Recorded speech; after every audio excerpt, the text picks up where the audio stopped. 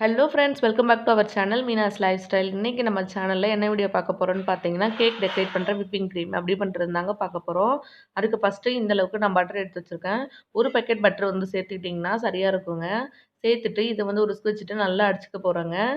நீங்கள் சாதாரணமாக ஸ்பூன் ஃபோர்க்கு ஏதாவது வச்சு நல்லா வந்து பீட் பண்ணி எடுத்துக்கோங்க. நல்லா வந்து கலர் மாறி வரணும், அந்த அளவுக்கு வந்து பீட் பண்ணி எடுத்துக்கலாம். பாருங்கள், ஒரு பேக்கெட் ஃபுல்லாக சேர்த்துட்டு இந்த மாதிரி நல்லா பீட் பண்ணி எடுத்துக்கிட்டேன். இப்போ நான் நல்லா க்ரீமியா இருக்கணுங்க. அந்த அளவுக்கு பீட் பண்ணணும். அப்பதான் நம்மளுடைய க்ரீம் வந்து நல்ல டேஸ்ட்டா சூப்பரா வரும்.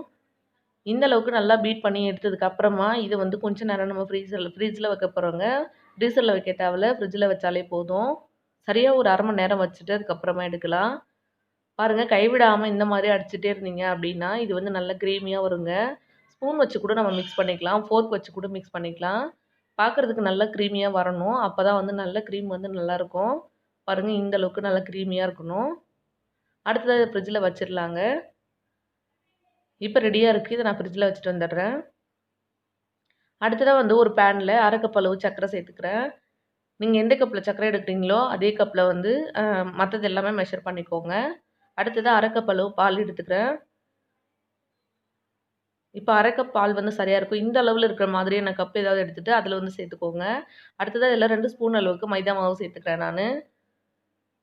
இப்போ பேன் வந்து அடுப்பில் வைக்கல, கீழே வச்சுட்டு தான் இதெல்லாம் சேர்க்குறேன். இதெல்லாம் சேர்த்துட்டு ஒரு தடவை நல்லா மிக்ஸ் பண்ணிக்கலாம். 2 ஸ்பூன் அளவுக்கு மைதா மாவு சேர்த்துட்டேன்னா, நம்ம எடுத்த பாலுக்கு சரியாக இருக்கும். நான் 1/2 கப் அளவு பால், அதே மாதிரி 1/2 கப் அளவு சர்க்கரை எடுத்திருக்கேன். இது 2த்தையும் சேர்த்துக்கலாம். இந்த அளவில் வர மாதிரி ஏதாவது வீட்டில் இருக்க டம்ளர், கப்பு எது வேணால் நீங்கள் பயன்படுத்திக்கலாம். நம்ம எடுத்துருக்க ஒரு பாக்கெட் பட்டருக்கு 1/2 கப் அளவு பால் வந்து சரியாக இருக்குங்க. இப்போ இதெல்லாம் சேர்த்ததுக்கு அப்புறமா நல்லா மிக்ஸ் பண்ணிக்கலாம். சர்க்கரை வந்து நல்லா கரைஞ்சி வரணும். அந்த அளவுக்கு வந்து இது நல்லா மிக்ஸ் பண்ணி எடுத்துக்கலாம் இங்கேயே நம்ப. அதுக்கப்புறமா தான் நம்ம அடுப்பில வைக்க போறோம். நல்லா கட்டிகள் எதுவும் இல்லாம மிக்ஸ் பண்ணிக்கணுங்க.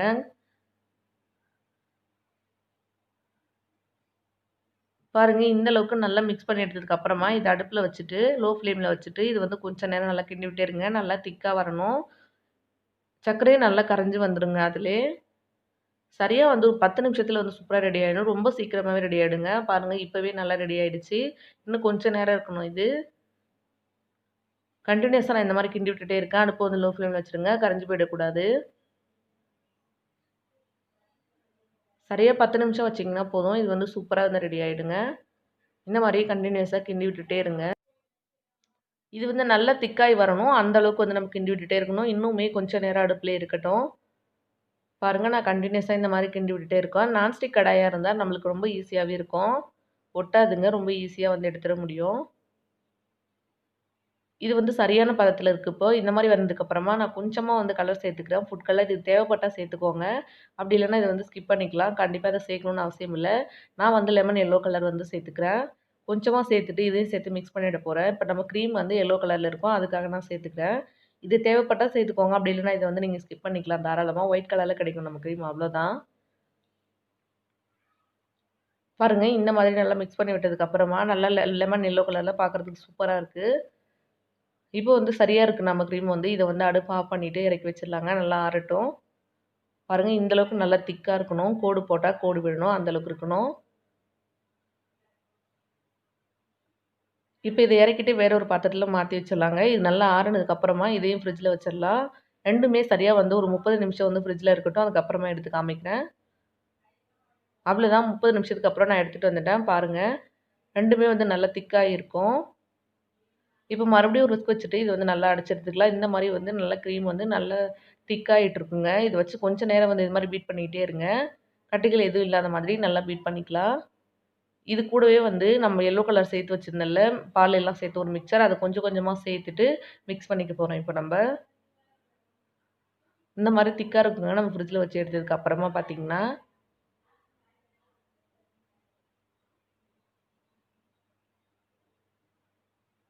பாருங்க, நம்ம எடுத்து வச்சிருக்க மிக்ஸர் இருக்குல்ல, அத கொஞ்சம் கொஞ்சமா இதில சேர்த்துட்டு மிக்ஸ் பண்ணிக்கோங்க. ஒரே டைம்ல ஃபுல்லா சேர்க்க தேவையில்ல. ஒரு ஸ்பூனா சேர்த்துட்டு நம்ம கொஞ்சம் கொஞ்சமா மிக்ஸ் பண்ணிட்டே வரலாம்.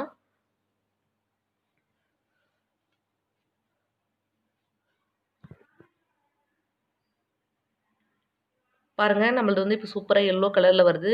நான் எடுத்து வச்சிருக்க மிக்ஸர் பாதி சேர்த்துட்டேன். சேர்த்துட்டு பாருங்க, இந்த மாரி கிண்டி விட்டுட்டே வரேன். பார்க்குறதுக்கு எல்லோ கலர்ல க்ரீம் வந்து ரொம்பவே சூப்பரா இருந்தது. டேஸ்ட்டும் கடைகள்ல வாங்குற அதே மாதிரி டேஸ்ட் ரொம்ப சூப்பரா இருந்ததுங்க. நல்லா நம்ம மிக்ஸ் பண்ண நல்லா க்ரீமியா வருங்க. பாருங்க இப்ப க்ரீமியா இருக்கு பாருங்க.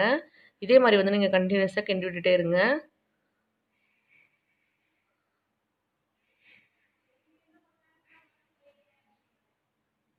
அவ்வளோதான் நான் எடுத்து வச்சிருக்க எல்லாமே இதில சேர்த்துடுறேன். சேர்த்துட்டு ஒரு தடவ நல்லா மிக்ஸ் பண்ணிக்க போறேன். நல்லா க்ரீமியா வரணும். அதுவரைக்கும் நல்லா மிக்ஸ் பண்ணிக்கலாம். இது நல்லா இப்போ கூலா தான் இருக்கு. அவ்வளோதான் இப்ப லாஸ்ட்டா வந்து நம்ம எடுத்து வச்சிருக்க எல்லா மிக்ஸரும் இதில சேர்த்துட்டு நல்லா அடிச்சு எடுத்துக்க போறோம். கைவிடாம ஒரு 10 நிமிஷம் நல்லா அடிச்சு எடுத்துட்டீங்கன்னா, நம்மளோட விப்பிங் கிரீம் வந்து சூப்பரா ரெடி ஆயிடுங்க. பாருங்க நல்லா எடுத்ததுக்கு அப்புறமா காட்டுறேன். வீட்லயே வந்து கடைகள்ல வாங்குற கிரீம் மாரி எவ்வளோ சூப்பரா இருக்கு பாருங்க. இதுக்கு வந்து நம்ம எலக்ட்ரிக் பீட்டர் எதுவுமே பயன்படுத்தல.